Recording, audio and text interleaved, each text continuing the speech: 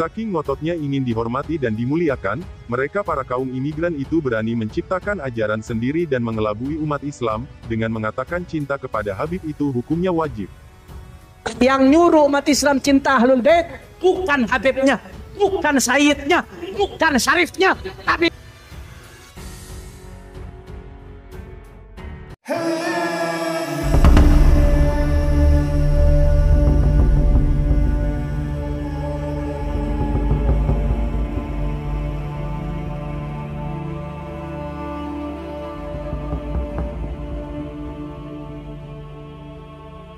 tidak sah imannya seseorang, kalau tidak mencintai keturunan Nabi, yaitu para Habib-Habib keturunan Yaman. Begitulah kata mereka yang senada diucapkan oleh kebanyakan oknum-oknum Habib yang kemana-mana membawa kehebatan nasab, yang ujung-ujungnya jadi senjata untuk dawir, agar dihormati dan dimuliakan oleh muhibinnya. Merekalah orang-orang yang selalu merasa mempunyai darah paling mulia di antara darah manusia manapun. Jangankan sosok seorang ustadz atau gus yang songkoknya miring-miring, dengan sarung goyor terlilit tinggi sebelah dan memakai sandal jepit, bahkan kepala kiai yang pakai sorban pun masih lebih mulia telapak kaki Habib yang kotor, yang bodoh, dan becek. Turunan Nabi itu wajib dicintai. Wajib dicintai, karena itu perintah Allah. Yang memusuhi mereka itu kata Nabi, memusuhi aku, memusuhi Allah. Bangsa ini akan aman, bangsa ini akan sejahtera, bangsa ini akan makmur selama anak cucu Nabi Muhammad SAW tidak diganggu, tidak diusik, dimuliakan. Itulah ajaran yang ditanamkan kepada Muslim pribumi Nusantara, yang selalu direndahkan martabatnya, melebihi budak yang harganya paling murah di pasaran. Mungkin para Habib-Habib itu sudah lupa, kalau di Indonesia itu banyak pondok pesantren, yang diasuh oleh kiai-kiai pribumi yang mereka mengajari santri-santrinya untuk senantiasa mencintai Nabi Muhammad dan keluarganya. Kemudian kalian para Habib-Habib dengan enaknya mengaku bagian dari keluarga Nabi. Kalau cucu Nabi mana buktinya kalau kalian itu cucu Nabi?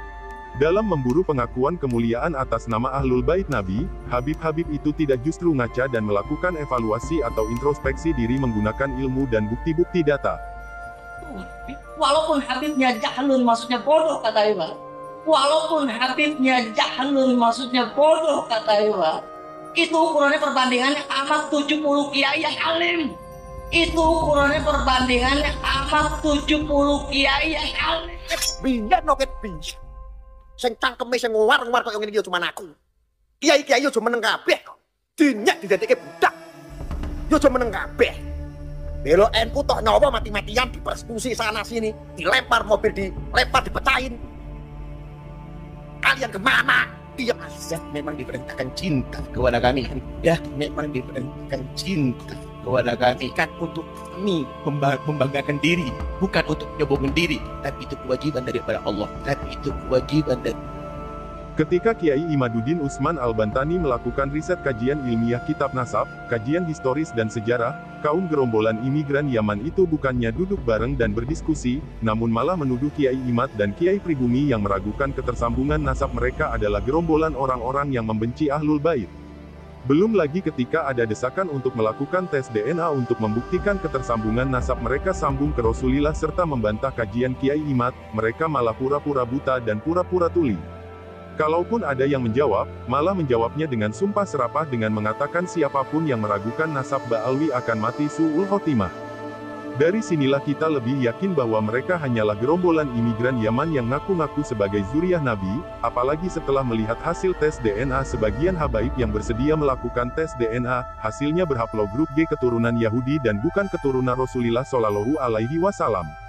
Sebagai bangsa pribumi Nusantara, kita harus lebih berhati-hati dengan doktrin-doktrin mereka yang masif dan terstruktur. Yang jika ini dibiarkan, maka akan banyak lagi korban-korban dari orang-orang pribumi yang sebenarnya sudah sejak dulu diajarkan oleh kiai-kiai Nusantara, untuk selalu mencintai Rasulullah dan keluarganya, dan bukan orang-orang yang ngaku-ngaku bagian dari keluarga Rasulullah, yang ingin dihormati dan dimuliakan, padahal mereka hanyalah zuriyah palsu. Yang jadi persoalan di sini ya, beliau mengaku Walaupun Anda itu putra seorang nabi dan rasul, kalau akhlak Anda seperti Kan'an,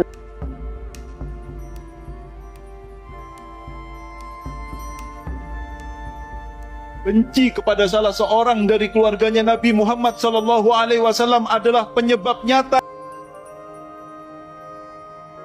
Kecintaan kita itu sah kalau yang dicintai sah, kitabnya sah. Jenengan ibadah haji, Ka'bahnya harus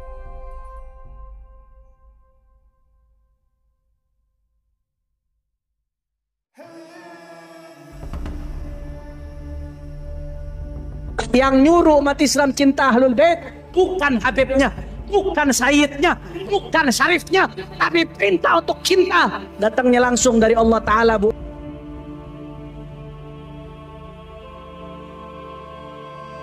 tapi kalau akhlak Anda jauh dengan suri tauladan yang telah diajarkan, yang telah di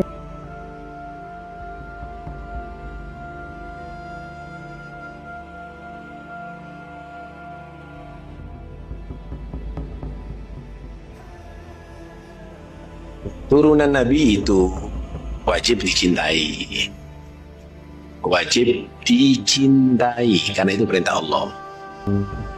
Yang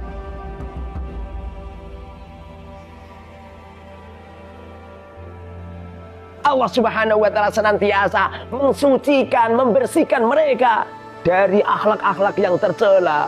Mungkin ada seorang duriah Rasul, cucunya Rasulullah, dari pintu satu ke pintu yang lain hanya jual minyak, hanya jual tasbih, hanya jual nasab, hanya jual silsilah, hanya untuk mencari keuntungan.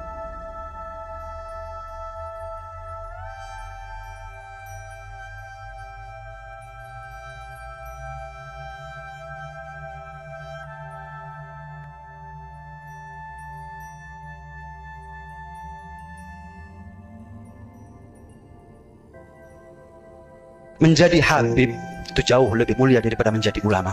Wow. Dan cinta kepada sesuatu yang lebih mulia itu lebih diutamakan. Anda cinta ulama bagus, tapi kalau menjadi habib percuma. Cinta ulama bagus, tapi kapan Anda tidak melakukan apa yang lebih wajib, percuma. Contoh, Anda cinta sama Habib Muhammad, jelas Anda cinta. Tapi karena apa? Apa nunggu Habib Muhammad jadi ulama baru Anda cinta? Berarti kalau ada Habib bukan ulama, Anda nggak cinta. Anda cinta kepada Habib karena Habibnya ulama bukan ulama.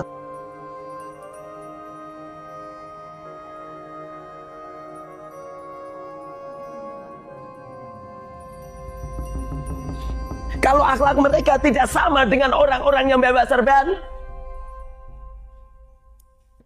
dengerin itu. Apa manfaat sebuah imamah?